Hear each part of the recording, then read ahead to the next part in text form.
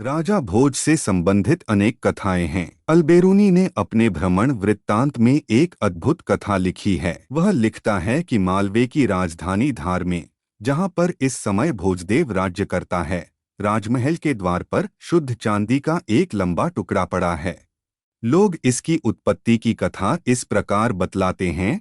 प्राचीन काल में किसी समय एक मनुष्य कोई विशेष प्रकार का रासायनिक पदार्थ लेकर वहां के राजा के पास पहुंचा।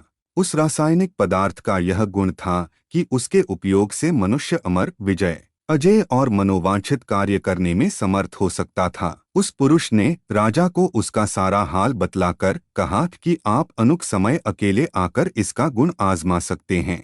इस पर राजा ने उसकी बात मान ली और साथ ही उस पुरुष की चाही हुई सब वस्तुएं एक चित्र कर देने की अपने कर्मचारियों को आज्ञा दे दी। इसके बाद वह पुरुष कई दिनों तक एक बड़ी कड़ाही में तेल गरम करता रहा और जब वह गाढ़ा हो गया तब राजा से बोला कि अब आप इसमें कूद पड़े तो मैं बाकी की क्रियाएं भी समाप्त कर डालूं। परंतु राजा की उसके कथनानुसार जलते हुए तेल में कूदने की हिम्मत न हुई। यह देख उसने कहा कि यदि आप इसमें कूदने से डरते हैं तो मुझे आने दीजिए ताकि मैं यह सिद्धि प्राप्त कर लूं।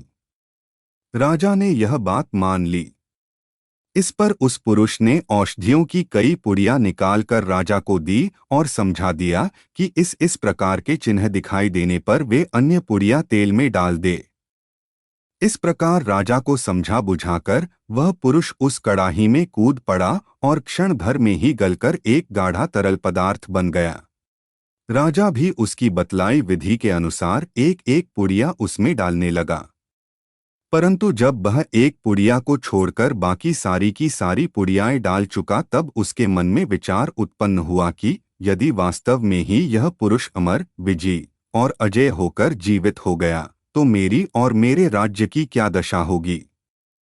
ऐसा विचार उत्पन्न होते ही उसने वह अंतिम पुड़िया तेल में न डाली। इससे वह कड़ाही ठंडी हो गई और वह घुला हुआ पुरुष चांदी के उपर्युक्त टुकड़े के रूप में जम गया।